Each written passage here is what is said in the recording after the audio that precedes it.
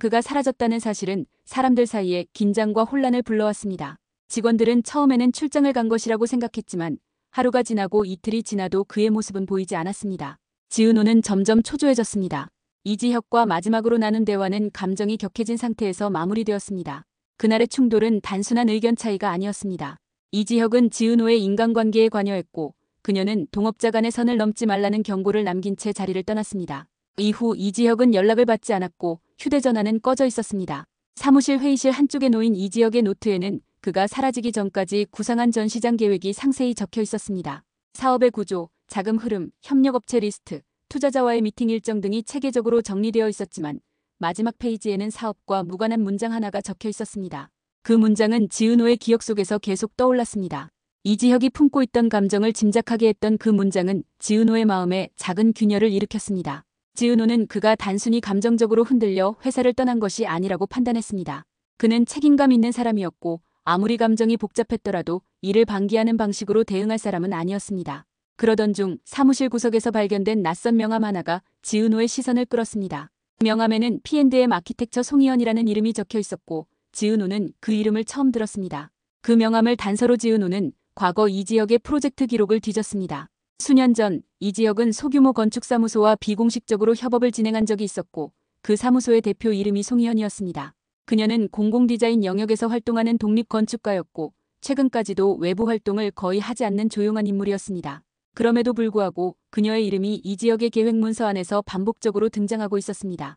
며칠 후 지은호의 이메일로 송희연이라는 이름의 발신자가 보낸 짧은 메시지가 도착했습니다.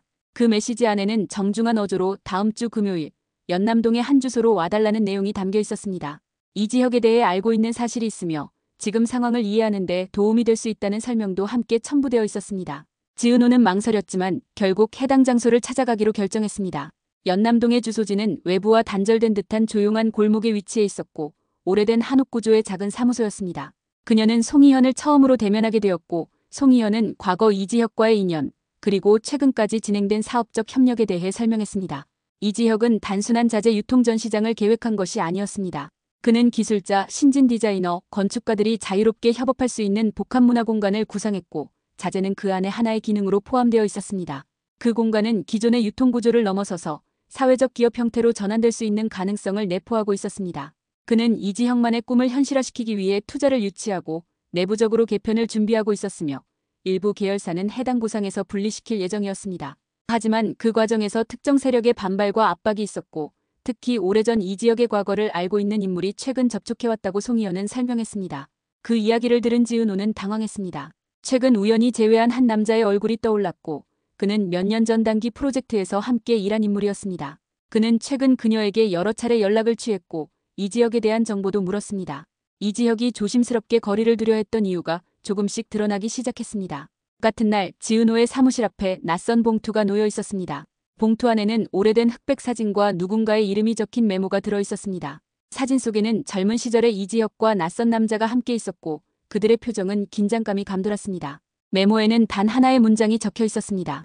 그가 누구인지 정말 알고 계신가요? 지은호는 사진을 뚫어지게 바라보며 과거의 단서를 더듬기 시작했습니다. 이지혁은 자신에 대해 거의 말하지 않는 사람이었고 가족 학력 경력 외에는 사적인 이야기를 꺼낸 적이 거의 없었습니다. 그는 언제나 완벽한 대표였고 동업자였으며 감정을 절제하는 사람이었습니다. 하지만 그가 숨기고 있던 과거가 결국 그녀를 향해 다가오고 있다는 사실은 더 이상 부정할 수 없었습니다. 전시장 계획은 중단된 상태였고 투자자들의 연락은 점점 뜸해졌습니다. 그럼에도 불구하고 지은호는 전시장 도면을 붙잡고 다시 작업을 시작했습니다. 이지혁이 꿈꾸던 공간이 단순한 수익 목적이 아니었음을 이제는 이해했기 때문이었습니다. 그녀는 처음으로 그의 비전을 온전히 바라보았습니다. 동시에 이지혁이 왜 그녀를 멀리하려 했는지도 알 수 있었습니다. 그는 자신의 과거가 그녀의 삶에 영향을 미치는 것을 두려워했고 그녀를 보호하기 위해 거리를 두었던 것이었습니다. 하지만 그 거리감은 오히려 상처가 되었고 결국 그를 놓치게 만든 원인이 되었습니다. 밤이 깊어질수록 그녀의 혼란은 깊어졌습니다. 창밖으로 보이는 도시의 불빛은 여전히 활기차게 깜빡이고 있었지만 지은호의 내면은 점점 더 고요한 어둠 속으로 가라앉고 있었습니다. 진실이 드러날수록 그녀는 두려워졌습니다. 그러나 지은호는 멈추지 않았습니다. 그녀는 그가 떠난 이유, 그가 지키고자 했던 가치, 그리고 그녀에게 숨기고 싶었던 진실을 반드시 밝혀야 한다고 다짐했습니다.